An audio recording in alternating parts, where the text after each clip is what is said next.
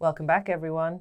So, this article perhaps was inspired by a particularly unusual video that was posted on social media. And it was taken by someone while they were flying. They noticed that there was a lady who was standing up for her own reasons, not by force. She chose to stand up for an entire 7-hour flight. She only sat down when the seatbelt sign was on, and she had to sit down for safety, I guess, takeoff, turbulence, and landing. So I guess a lot of commentators thought this was rather unusual. Apparently, the only thing we know about this woman was that she was a standby passenger, which means she was taking this flight at a cheaper cost because it was just a random seat that became available because another passenger didn't show up for the plane. So she was a bargain basement flyer, and she stood up the whole journey without explanation.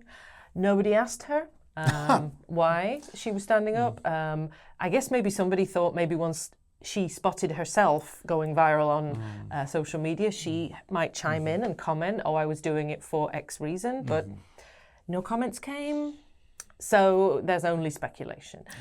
So some people thought maybe she feels claustrophobic on flights. Perhaps that sitting down, cramped in a seat, would cause her stress. Stretch.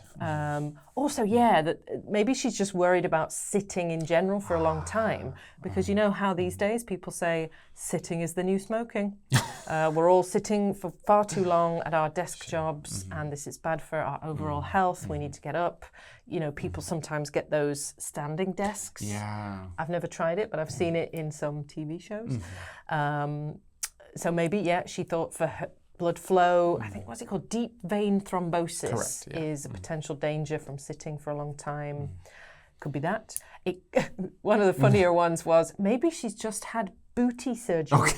Maybe she'd had some plastic surgery. You know, I believe the BBL is quite... Brazilian butt lift is quite a popular thing. So maybe she couldn't sit down because it was painful. Nobody could figure it out, but there are a lot of ideas and theories. And so that's basically how the article ended, No confirmation, but why not speculate about somebody's personal life when they're doing something slightly unusual, but totally not a problem on a flight? Maybe the better issue to debate is, why was that guy secretly filming somebody on a plane? Why didn't he just go and ask her and say, are you okay, ma'am? You know, I'm just concerned about you, or I'm just interested by your standing. But he was obviously not brave enough. Not brave enough. No.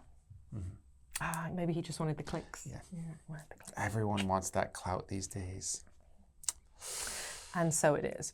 So anyway, as I said, she apparently was a standby passenger. That's the only detail we know about her. Have you ever taken a standby flight? I've heard about them a lot, and depending on my reason for travel, I might consider them. But usually when I'm traveling, I'm on a time constraint. I'm off time at work, or I have to get back at a certain time. So I have this time constraint, and being on a standby, you can be a day or two late. Like, you have to have a lot of free time between when you're ending and when you're arriving, just in case. You can't have any plans when you get there. You can't have any reservations, nothing, anything. So I haven't taken one yet, because I always have my vacation plans. Actually, I don't plan a lot during vacation, but what I do like to plan is a flight and hotels. So if I'm a day late, I've just wasted a bunch of money on a hotel that I didn't use. So no, I've not taken a standby flight. I don't have that type of leeway. You've got to be time flexible. Which I guess is why not many people do it, I think. That's the thing, I guess. It's quite rare. Have you? I've never. Okay. No. I've never had that option to just hang out at the airport. Yeah. And wait. Also, you have to just wait at the airport for days, hours, maybe.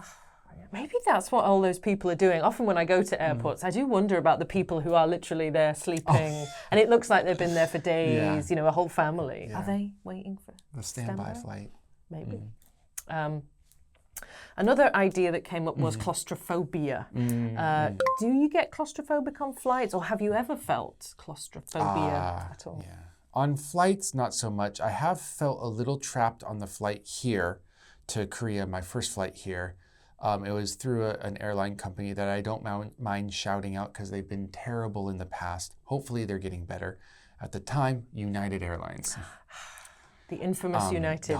No entertainment. There was no TVs for individual TVs. There was only one at the very front.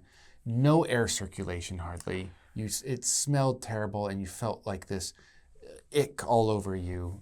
Sweated the whole time. It was just a terrible experience. Besides that one, not really. Now for claustrophobia in general, subways in Korea. Really? I'm not usually claustrophobic, and maybe it's just not liking people around me. I really don't like being crowded by people. So when I'm on the subway for a while and there's a lot of people, I need something to distract me. Usually my phone playing something that I enjoy because I'm just like, ignore the situation. What do they call it? Disassociation. Yeah, there has to be a slight disassociation putting into my phone, usually YouTube or something like that. Yeah. Understandable. Yes. Very tight spaces. So anyway, maybe this will cause you to think about what you want to stand up for. Do you want to stand up for your rights? Do you want to stand up for your right to party? Do you want to stand up for deep vein thrombosis? Deep vein thrombosis for your health. I guess stand up for your health. Stand up for your sanity. Consider that. Take a look at the vocabulary. Enjoy it as much as you can, and come back and see us in the next one. Bye-bye. Bye.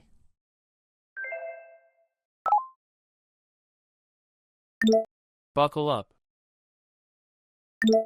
Buckle up.